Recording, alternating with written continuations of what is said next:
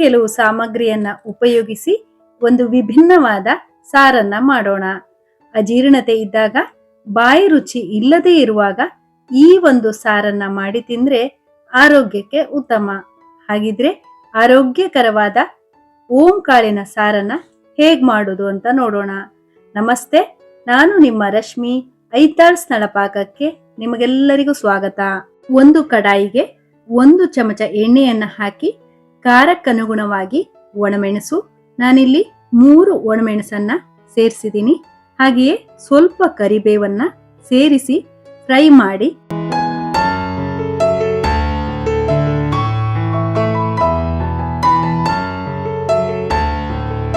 ನಂತರ 3/4 tea spoon ಓಂ ಕಾಳನ್ನ ಸೇರಿಸಿ ಹಸಿ ವಾಸನೆ ಹೋಗುವ ತನಕ ಕಡಿಮೆ ಉರಿಯಲ್ಲಿ ಹುರಿದು ಫ್ಲೇಮ್ ಅನ್ನ ಆಫ್ ಮಾಡಿ.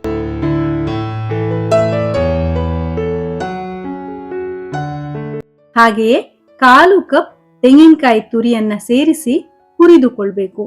ನೀವು ಬೇಕಿದ್ರೆ ಕೊಬ್ಬರಿ ತುರಿಯನ್ನ ಬೇಕಿದ್ರೂ ಸೇರಿಸಿಕೊಳ್ಬಹುದು.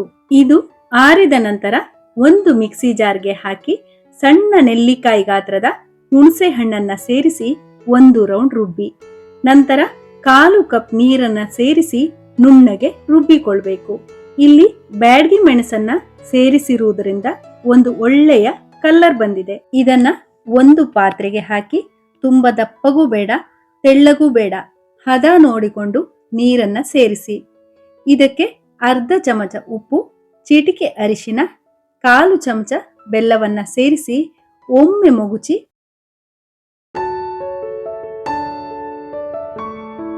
2 ರಿಂದ 3 ನಿಮಿಷ ಮಧ್ಯಮ ಉರಿಯಲ್ಲಿ ಕುದಿ ಬರಿಸಿ.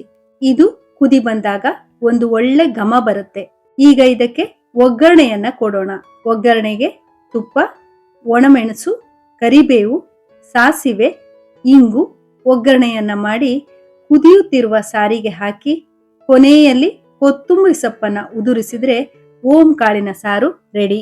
ಈ ಸಾರನ್ನ ತುಂಬಾ ಬೇಗನೆ ಮಾಡಬಹುದು. ಹಾಗೆಯೇ ಕಡಿಮೆ ಸಾಮಗ್ರಿ ಸಾಕಾಗತ್ತೆ. ಬಿಸಿ ಬಿಸಿ ಅನ್ನದ ಜೊತೆ ಈ ಸಾರನ್ನ ಹಾಕಿ ತಿಂದ್ರೆ ರುಚಿ ಅದ್ಭುತ. ಹಾಗಿದ್ರೆ ನೀವು ಒಮ್ಮೆ ಟ್ರೈ ಮಾಡಬಹುದಲ್ವಾ? ಈ ವಿಡಿಯೋ ನಿಮ್ಗೆ ಇಷ್ಟ ಆಗಿದ್ರೆ ಲೈಕ್ ಮಾಡಿ, ಶೇರ್ ಮಾಡಿ, ಹಾಗೆಯೇ ನಮ್ಮ ಚಾನಲ್ಗೆ ಸಬ್ಸ್ಕ್ರೈಬ್ ಮಾಡೋದನ್ನ ಮರಿಬೇಡಿ. ಧನ್ಯವಾದಗಳು.